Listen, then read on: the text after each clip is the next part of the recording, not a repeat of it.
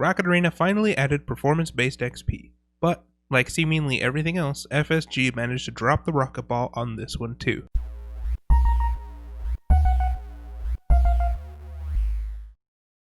After some testing, we've managed to break down the requirements for receiving the maximum bonus XP. Without reaching these thresholds, you'll only receive plus 75 XP instead of plus 200 XP, and that's where the problems begin.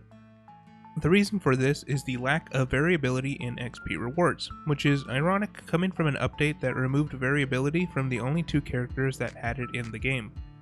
My original complaint was that having only time-based XP encourages throwing the match.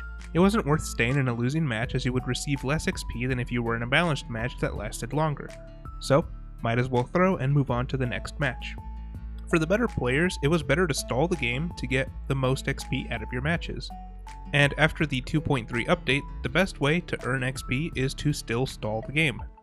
Time rewards much more XP than reaching your bonuses, even with double XP, because the double multiplier doesn't affect time or victory XP.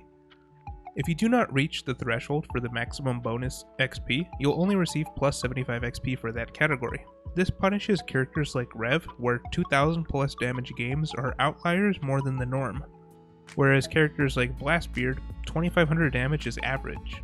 The KO requirements, in a stark contrast, are trivial to reach as they count assists. Getting a combined total of 10 knockouts and or assists is very easy for any character. The damage requirement can remain 2500 for the maximum XP, but they really should add steps. For example, up to 500 damage is 75 XP, up to 1500 damage is 125 XP, and then 2500 is 200 XP. More importantly, time should not reward so much XP.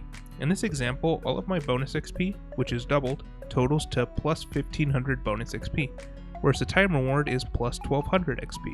Remember, time and victory bonus XP isn't being doubled for the double XP weekend, so normally the bonus XP would be plus 900 XP, which is considerably less than the time bonus. I understand the thought process behind rewarding longer matches, as a longer match would indicate a more balanced game where everyone tried their absolute best. In reality, this is rarely the case. I also think the time-based XP is supposed to help less skilled players earn a lot of XP.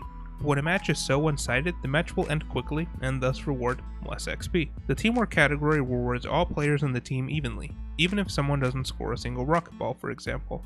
And I think that's fine, it's a teamwork stat. But there's really nothing team-based about match time.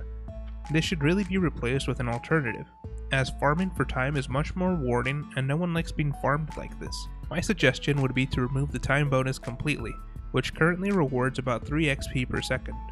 Nothing good comes from time-based XP. As an alternative, there should be better stepped rewards. Damage should be tiered per 500 damage dealt, the knockout and assist should have a higher cap to reward more XP as you reach higher amounts, but overall should still have a cap to discourage farming your opponents.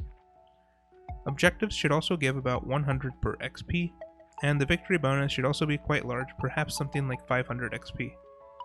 Removing the time-based XP would encourage ending a game rather than stalling it, as you would gain more XP if you simply moved on to the next match.